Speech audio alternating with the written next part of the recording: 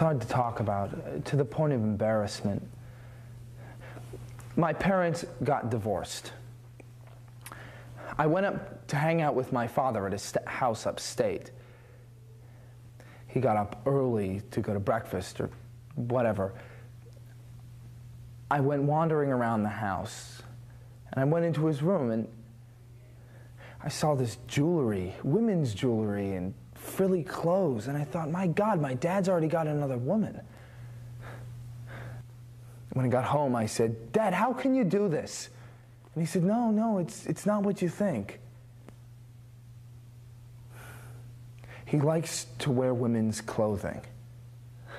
I mean, normally I would have laughed at that, but I can't laugh at this. I mean, my father, he said he couldn't explain it to me any more than he could to himself. And all I could think was, my God, this is my father. How can I accept this?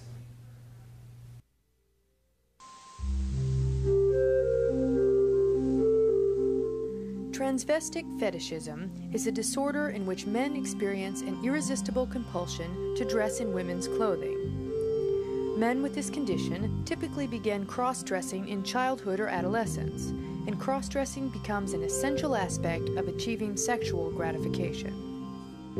In the following interview, Ronnie, a 65-year-old retired engineer, describes a childhood interest in cross-dressing.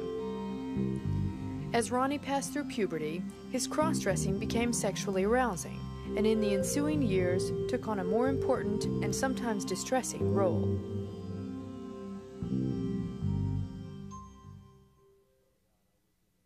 When I started out, I was in the closet. I would wear my mother's clothes. I didn't have any sisters. And I would wear her clothes and feel this comfort level and felt good. And it was a kind of a release from the tensions of the day, even though I was young, 10 years old or a little younger. And I did that all through grade school off and on. And like I said, it was pre-pubescent. You didn't know anything about sex. When you got a little older, you started wearing more frilly things. And when I started to outgrow my mother's things and I was brave enough to go buy things, this is for my mother or this is for my sister for her birthday or whatever. And then you'd get sexually turned on about this. I went through life wondering, what am I? Am I a woman trapped in a man's body? Am I bisexual? Am I homosexual? I didn't even know what a homosexual was when I first got going. I didn't even know what a cross-dresser was. I didn't even know what a transvestite was. And so I had all these questions, and I tried to be a macho boy. The girls would go off and play with their dolls, and I'd want to go play with them. They'd say, no, you got to go do boy stuff and play with the boys. So we'd go with the boys, you know, and we'd spit and swear and cuss and, you know, play in the mud and play football. And later on, when I found out what girls are and you reach puberty and stuff, you try to be really macho with it. But you always come back to this cross-dressing thing. You want to bring out the femininity, and you don't quite understand that. You don't know what's happening. Ronnie has enjoyed cross-dressing throughout his adult life. He lives life as a female and says that cross-dressing provides a sense of relaxation and relief. Ronnie is sexually attracted to women, but explains that this interest wanes when cross-dressing. He explains that over the years, it has become quite natural to dress as a woman, and explains that the goal now is simply to blend in and be accepted in society as a woman.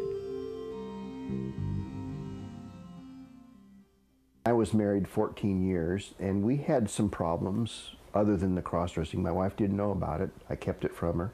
I had clothes hidden in the attic and that I had purchased, and she would take the kids and go back to Boise, where she was from, to visit her parents, because she knew I was always bored when I went back there. So when she was gone for 2 weeks, I had her ball being a cross-dresser.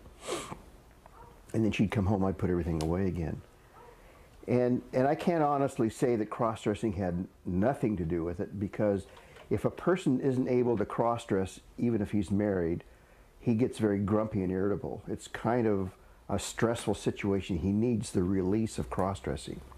I equate it to having a really, really bad day at work. Your boss yells at you, and your projects don't go right, you came in late, you may have had a flat tire, you know, the work just sucks.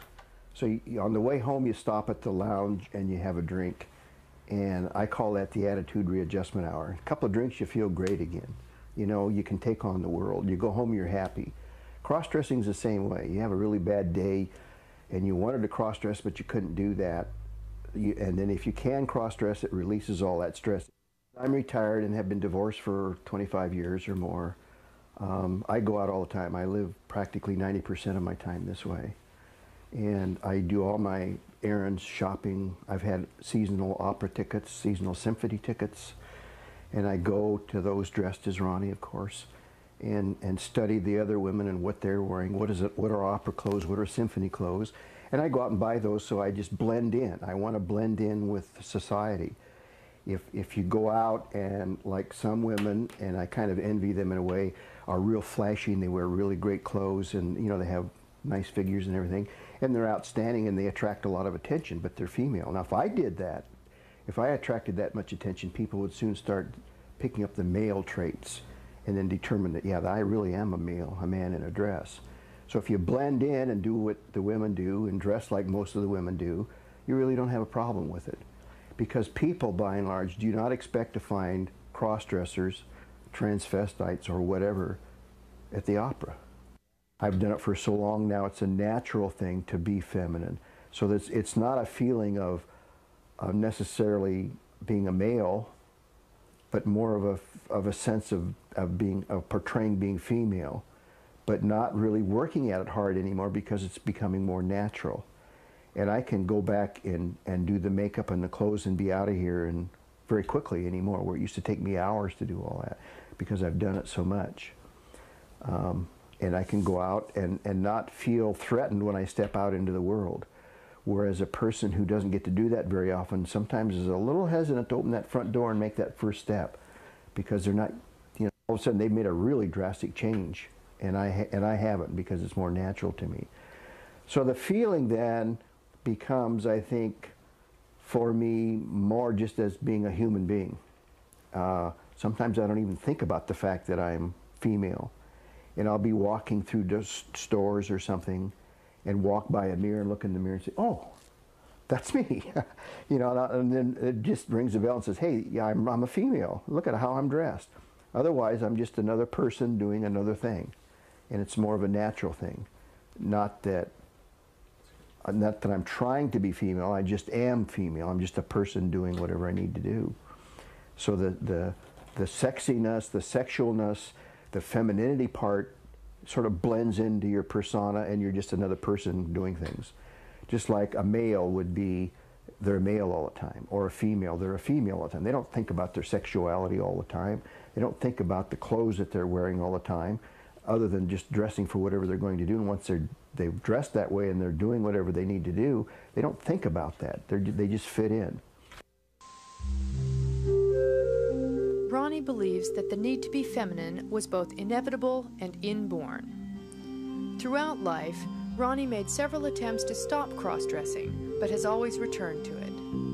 He admits that the need to cross-dress has led to conflicts and loneliness throughout life, and expresses the wish of having been born with a female body.